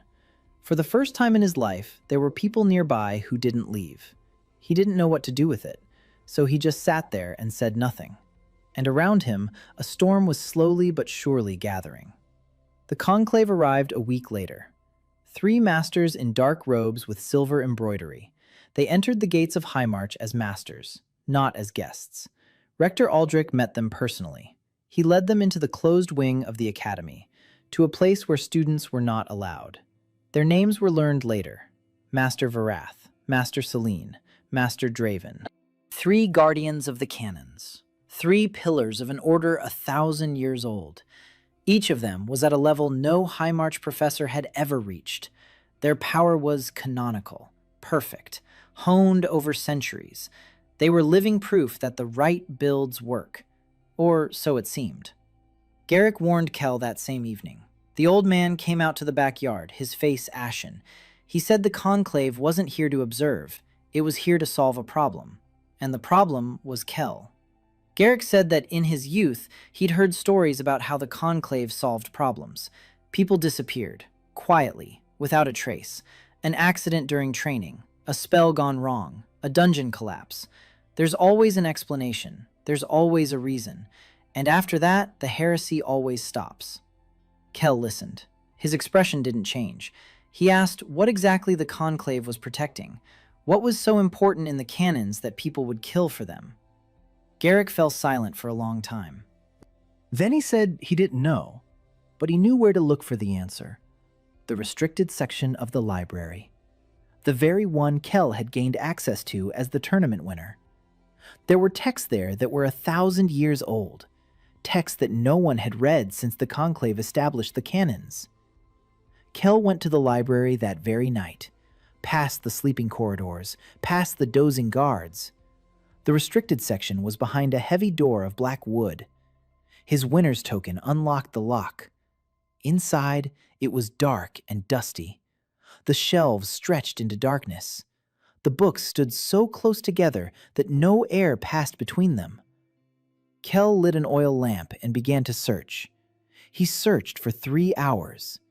He couldn't read quickly. The slums don't teach speed reading. But he knew how to search, patiently, methodically, like searching for food in garbage heaps, going through everything until you find what you need. He found it on the bottom shelf in the far corner, a thin scroll, yellowed with age. The seal on it had been broken a very long time ago. Kel unrolled it and began to read. He read slowly, syllable by syllable. The ancient language was similar to the modern one, but heavier, thicker. It took him an hour to make out the text, and what he read turned everything upside down. 1,000 years ago, there lived a mage. His name had been erased from the scroll. Someone had scraped it off with a knife. This mage was the first to realize that the system was free. He distributed points as he pleased. He leveled up whatever he deemed necessary. He broke every build that existed.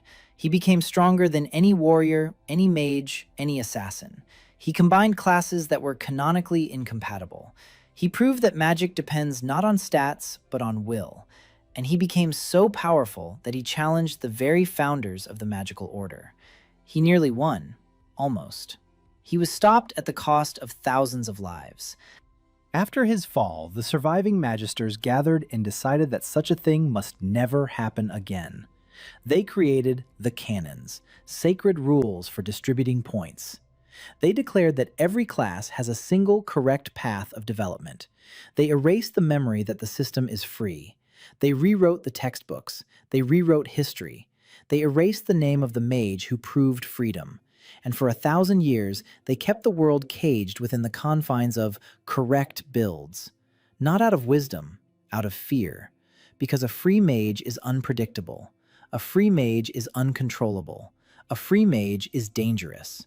But an obedient mage with a canonical build is a tool, controllable, predictable, safe, for those at the top. Kel sat on the library floor holding the scroll. His hands were shaking. Not from fear, from anger. For 1,000 years, an entire continent had lived in a cage. For 1,000 years, people had been told they could only be what they were permitted to be. For 1,000 years, those who tried to step outside the boundaries had been suppressed. Like Garrick, like hundreds of others who had been broken and silenced. And all of this for the sake of control. All of this for the sake of the power of those at the top. Kel rolled up the scroll and hid it under his shirt. He left the library. They were waiting for him in the hallway. 2 of them, not students. Men in dark clothes without insignia. Their faces were hidden. They moved silently, professionally. The first one attacked without warning. A knife flashed in the darkness. Kel flinched. The blade passed a millimeter from his throat. The second came up from behind. A noose. A thin wire darted toward his neck. Kel crouched and rolled.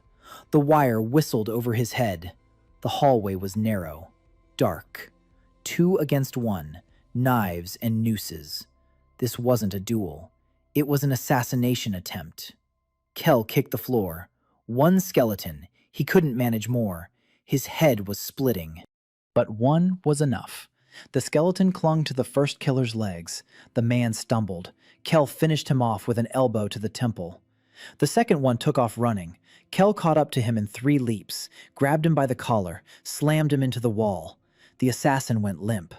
Kel stood in the dark corridor, breathing heavily. 2 bodies on the floor, the scroll under his shirt, the truth in his hands.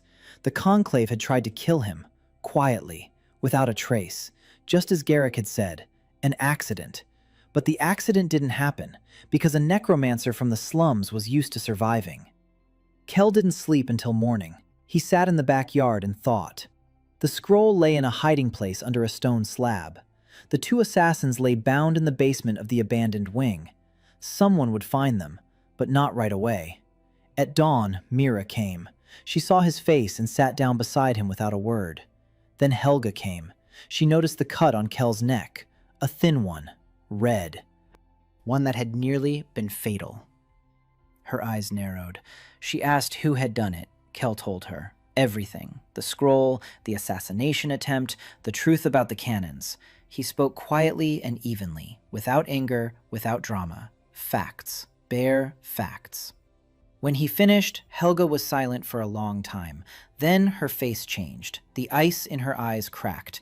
Beneath it was a flame. She said she had devoted her entire life to the cannons, that she had built herself according to rules that turned out to be a cage, that every one of her ideal traits, every one of her honed skills, every one of her flawless techniques was a chain she had voluntarily placed upon herself, and she had been lied to her whole life. Mira said nothing. She already knew. On the streets, you learn early on that the rules are written by those who stand to gain. She didn't need a scroll to understand that. By noon, Kel had gathered everyone. Garrick, Leora, Helga, Seraphine, Mira. 15 students. They met in the basement of the abandoned wing. 22 people in a dark stone hall. Kel held up the scroll. Leora read it aloud. Her voice trembled. Every word struck like a hammer. Every sentence brought down walls that had stood for 1,000 years. When she finished, the hall was silent. Garrick sat with his eyes closed. A tear ran down his cheek. 40 years.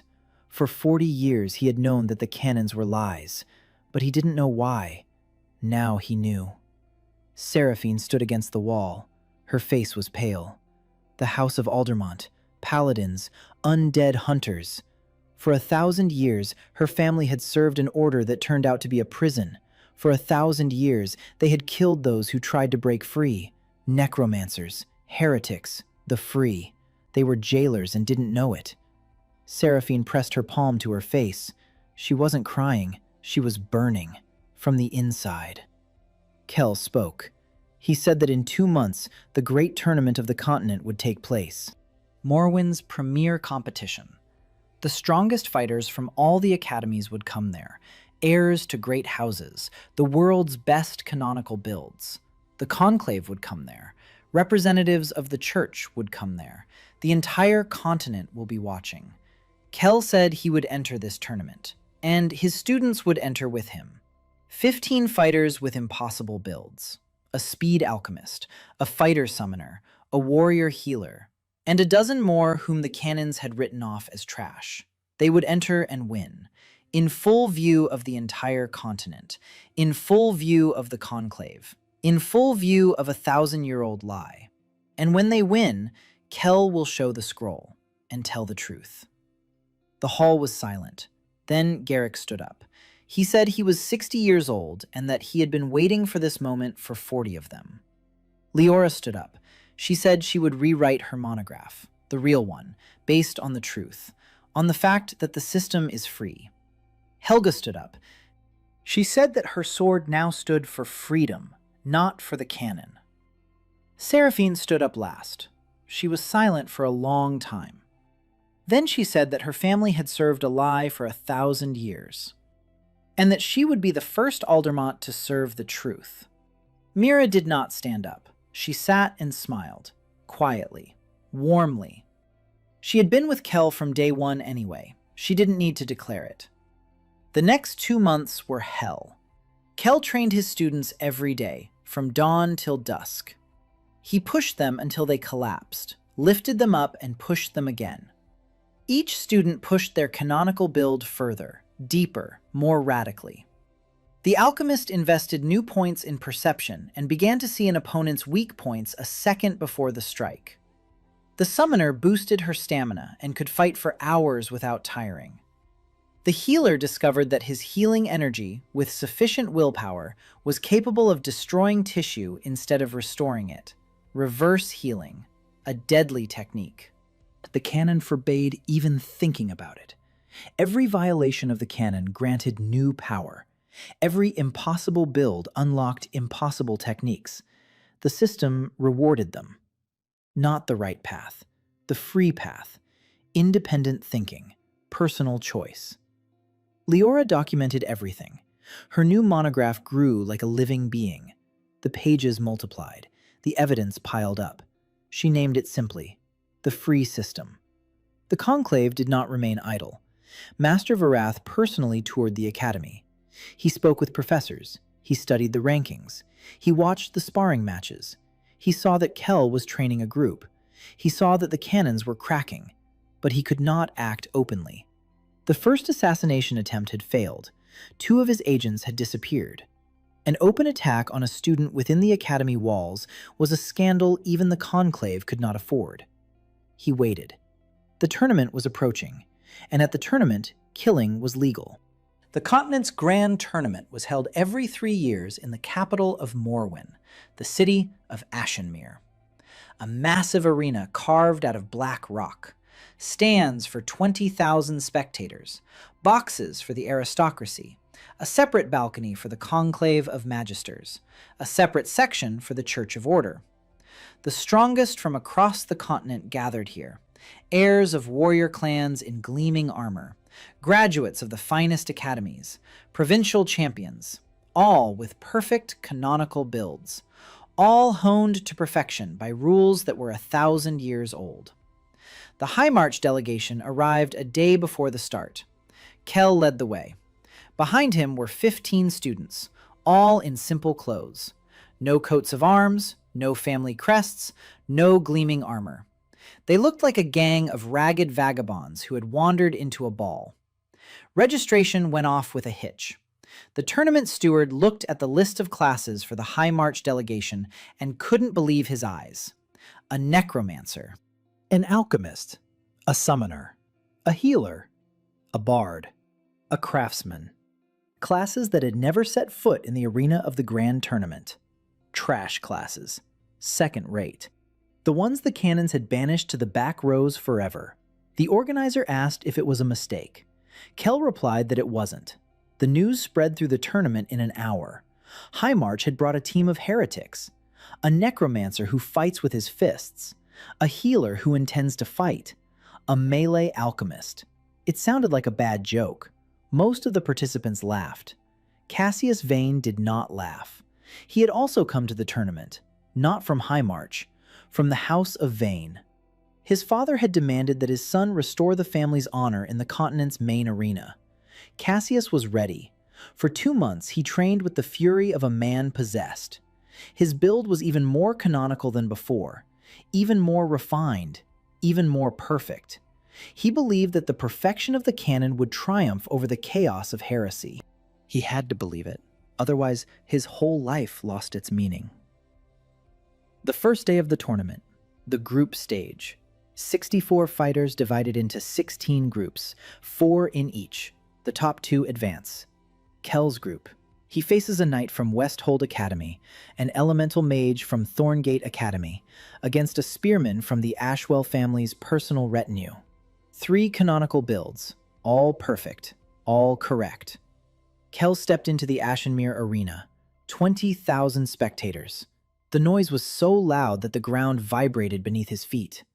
The knight from Westhold went first. He was good, technical, trained, by the book. He lasted 40 seconds.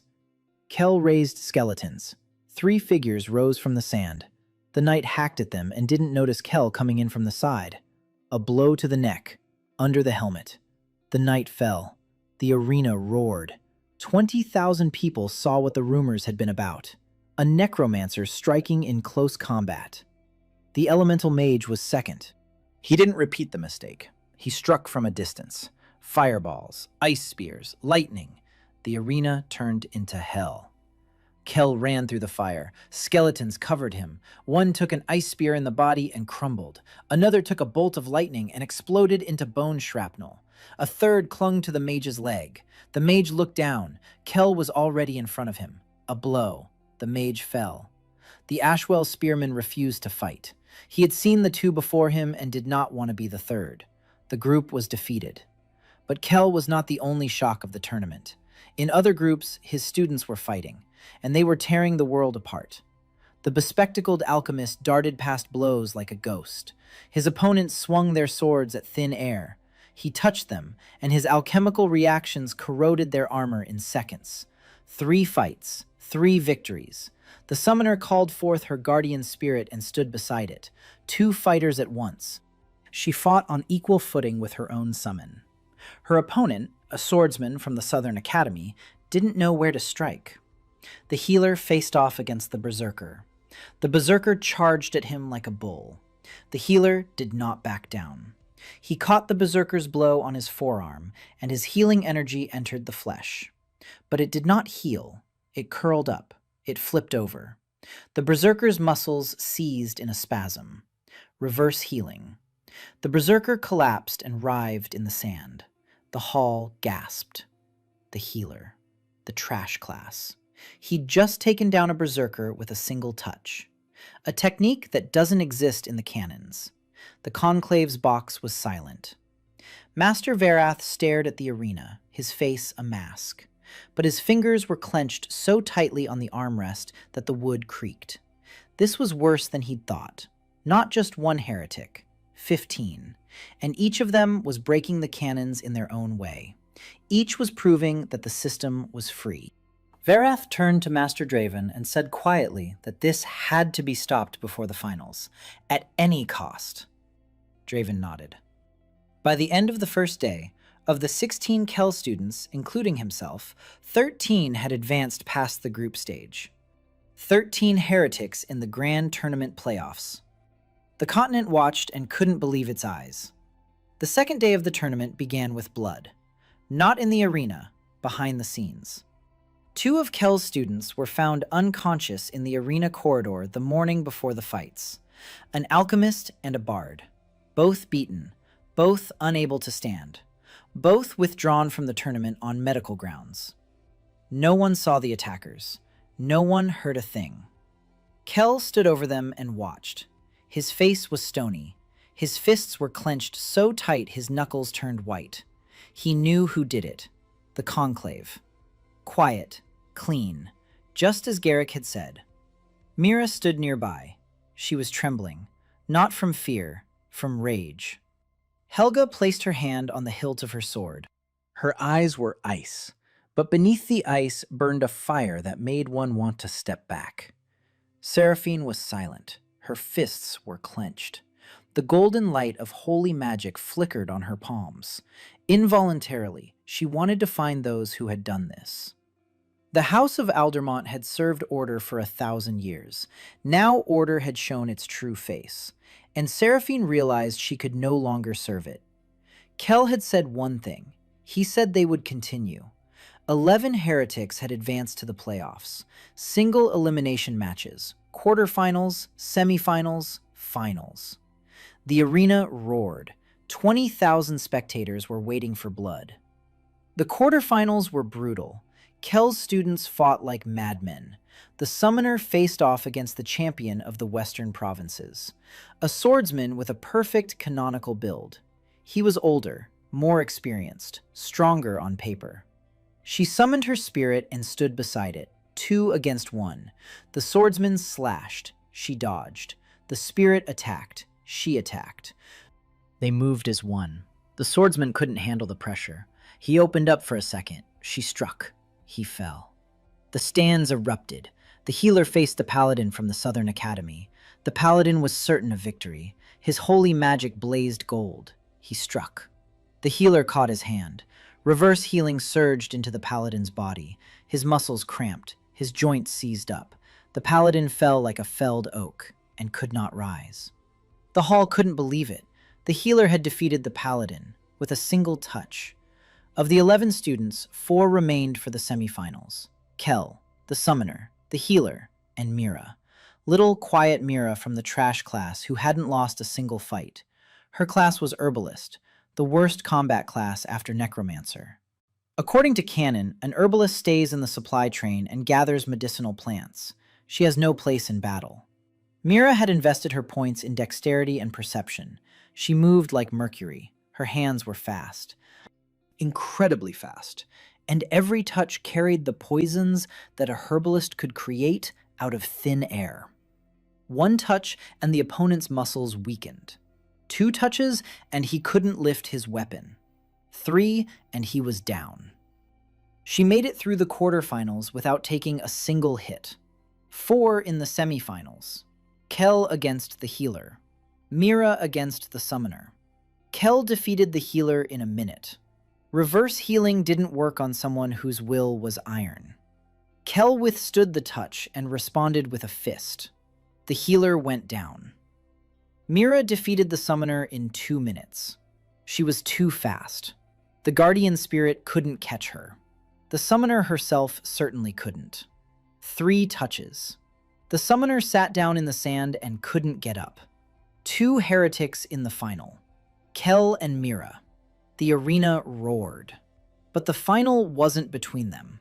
The organizers announced that the format of the final had been changed.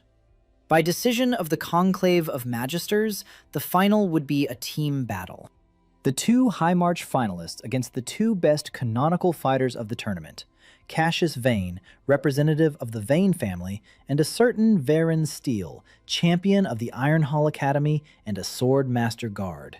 2 against 2, canon against heresy. Kel looked at Mira. Mira looked at him. She nodded. In the stands, Helga stood up. Seraphine stood up. Leora stood up. Garrick stood up. They stood and looked down at the arena, where 2 from the slums were preparing to fight against the world's best canonical fighters. The Conclave had changed the rules to destroy them, given them not 1 but 2 opponents, each of whom was a champion. Magister Varath sat in the box, his lips pressed into a thin line. This had to work. 2 perfect canon fighters against 2 heretics. The math was on the canon's side. The math had never worked against Kel.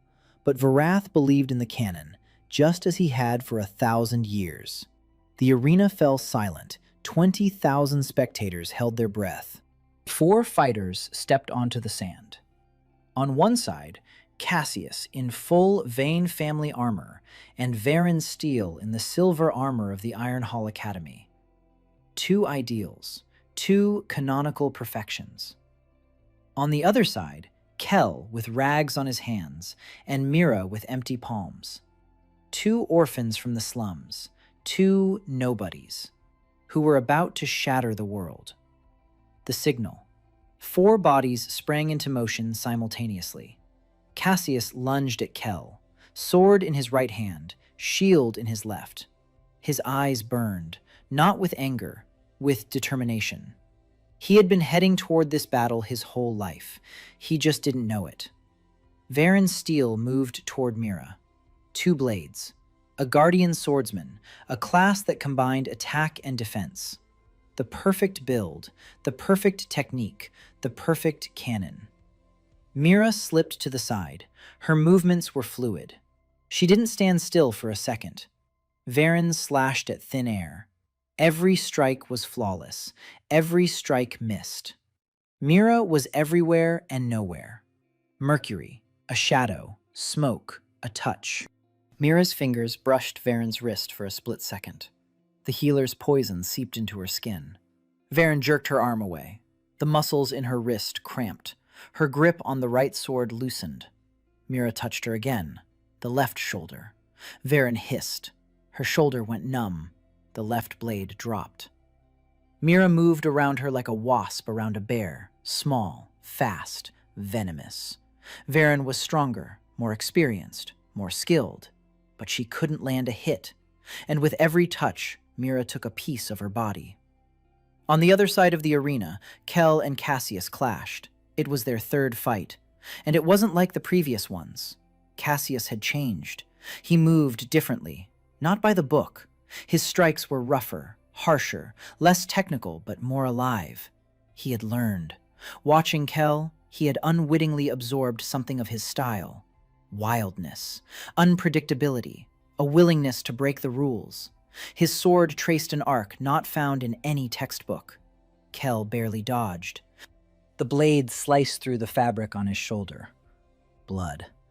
Cassius struck with his shield, not by the book, with the edge, from bottom to top, like they fought on the street. Kel recoiled. His eyebrows rose for a moment. Cassius wasn't fighting by the rules. The heir to the Vane family, an exemplary knight. For the first time in his life, he was breaking his own rules. Kel felt something unexpected. Respect. Cassius was pressing.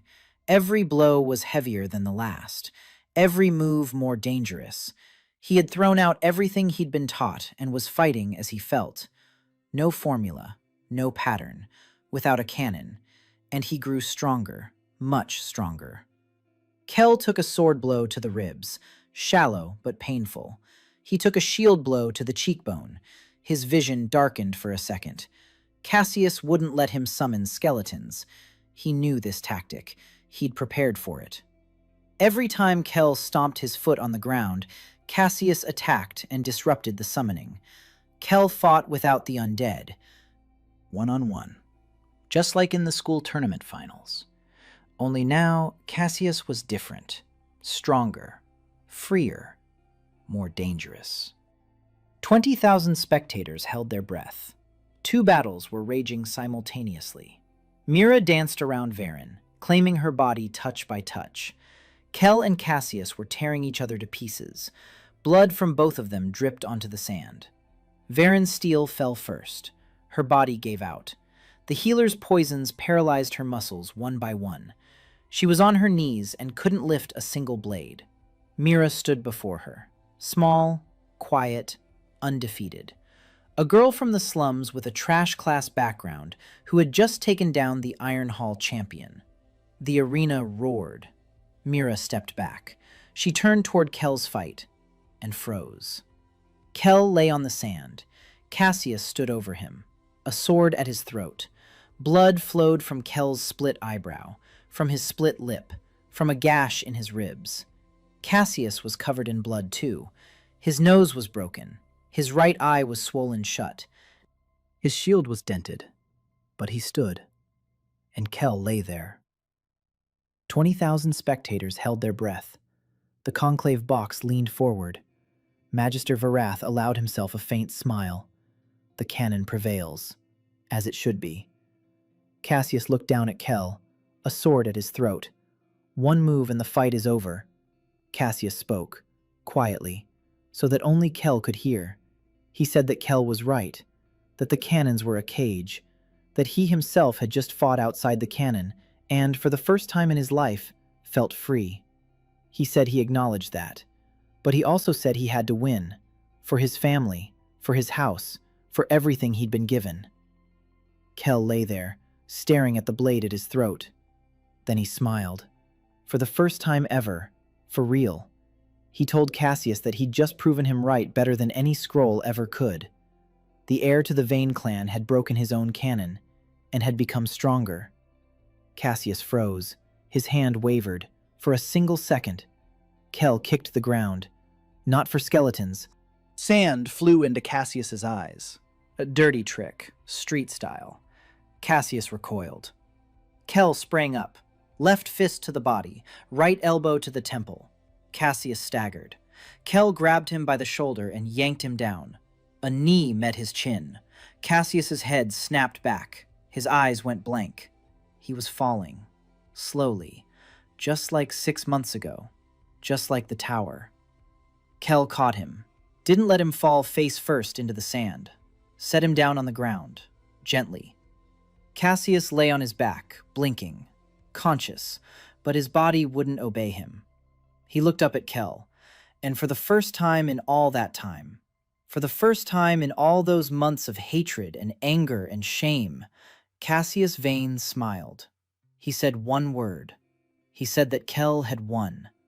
The arena was silent for a second. 2, 3. Then it exploded. 20,000 voices, a scream, a roar, thunder, not applause, something more, the sound of a world collapsing. Kel stood in the center of the arena, covered in blood, with shattered fists. Mira stood beside him, small and quiet.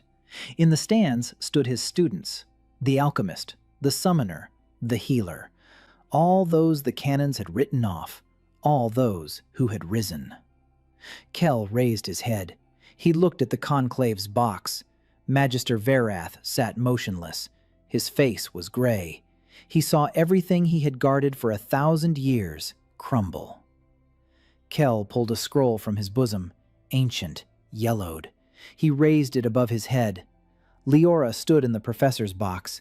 She held a manuscript in her hands, her new monograph, The Free System. 200 pages of proof that the canons were a lie. Kel spoke. His voice was soft, but the arena fell silent, and every word reached the back row. He said that 1,000 years ago, the Conclave of Masters had imposed rules on the continent that they called the canons. He said those rules were lies.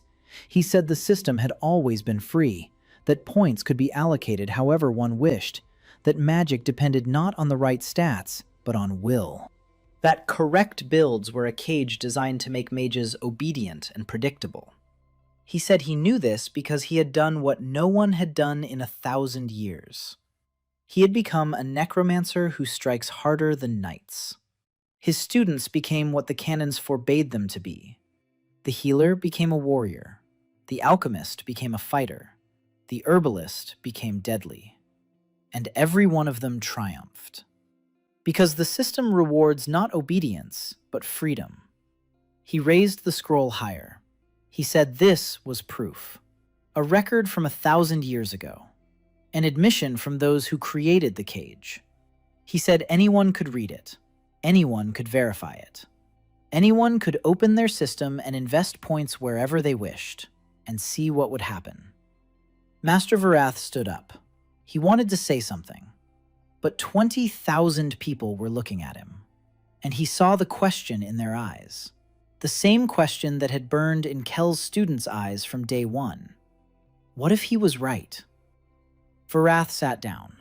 He couldn't find the words, because there were no words, because the truth stood in the arena, covered in blood and with broken fists, and it couldn't be denied.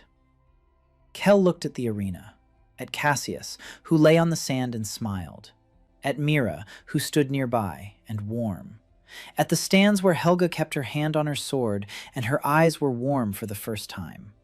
Where Seraphine stood with her back straight and the golden light on her palms burning brighter than ever. Where Leora clutched to her chest the manuscript that would rewrite the history of magic. Where Garrick was crying, unashamedly. The 60-year-old man stood in the stands and cried because finally, after 40 years, the cage they'd put him in had been broken. Not just his, everyone's. Kel lowered the scroll. He rubbed his bruised knuckles. He looked at the hushed hall and said calmly, "For 1,000 years, they told you who you could be. A necromancer is a weakling. A healer stands in the back. A herbalist gathers flowers. Do what you're supposed to. Don't break the rules." He brushed the blood off his fist. "The system is free. It always was. You were simply lied to. Create whoever you want. There are no more rules." 20,000 people were silent. Then, somewhere in the upper rows, someone clapped. One person, then a second, a third, a 10th, a 100th, a 1,000th. The applause rolled in like a wave, like an avalanche, like the collapse of a 1,000-year-old wall. Kel stood in the center of the arena. Mira was beside him. Surrounding them were 20,000 people who, for the first time in their lives, had heard the truth. The era of the cannons was over. The era of freedom had begun. And it began with an orphan from the slums who didn't know how to read the rules because he broke them.